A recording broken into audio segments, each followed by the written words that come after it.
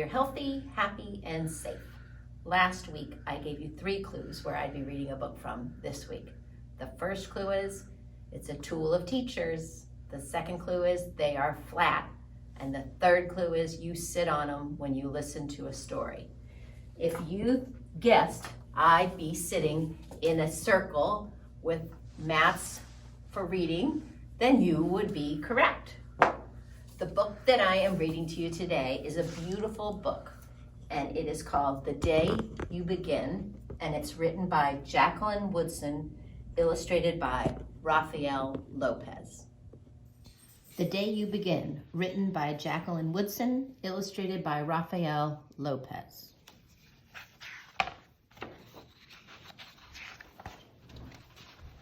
There will be times when you walk into a room and no one there is quite like you. Maybe it will be your skin, your clothes, or the curl of your hair.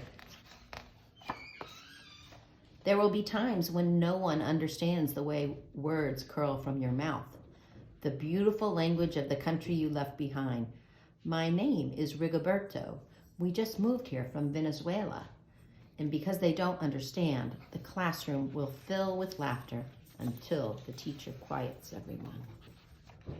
Rigoberto from Venezuela, your teacher says so soft and beautifully that your name and homeland sound like flowers blooming the first bright notes of a song.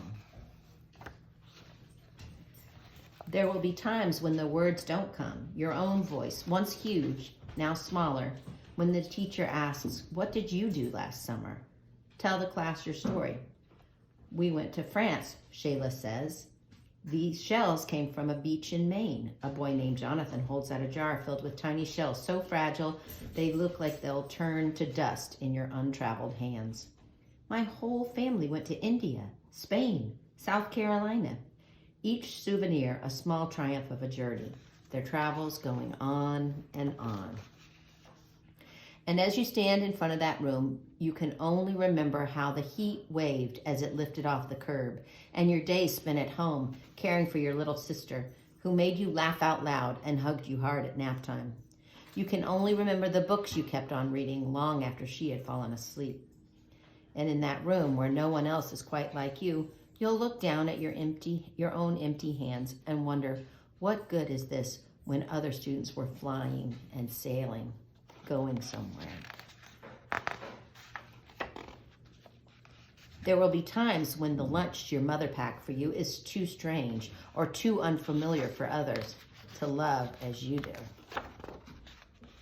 When even your own friend Nadja will wrinkle her nose and say, "What's in there anyway?" And you'll wonder how she doesn't see the rice beneath the meat and kimchi. You'll wonder why she doesn't remember that rice is the most popular food in the world. There will be times when the climbing bars are too high, the run is too fast and far. The game isn't one you can ever really play.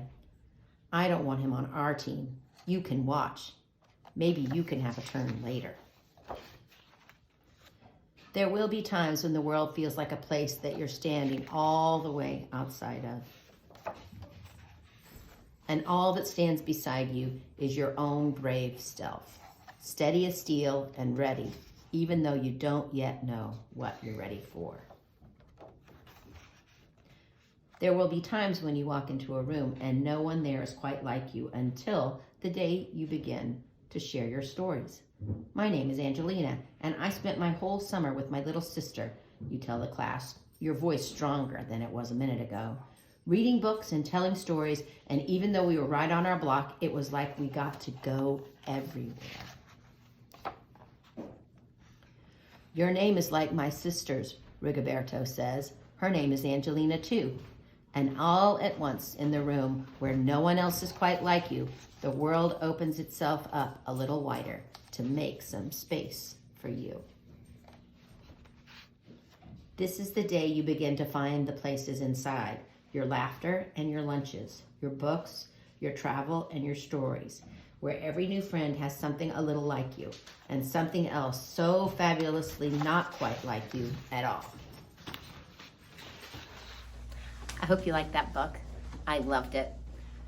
I really liked the fact that at the beginning of the book, the main character feels bad because she doesn't feel like anybody else looks like her or eats food like her or really understands her. By the end of the book, she and the other friends in her classroom are making connections, and that's awesome.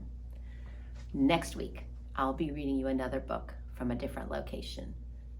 The first clue is it has 2 wheels and a motor. The second clue is you have to wear a helmet to ride one. And the third clue is you have to have a special license to drive it. I hope to see you next time. Bye-bye.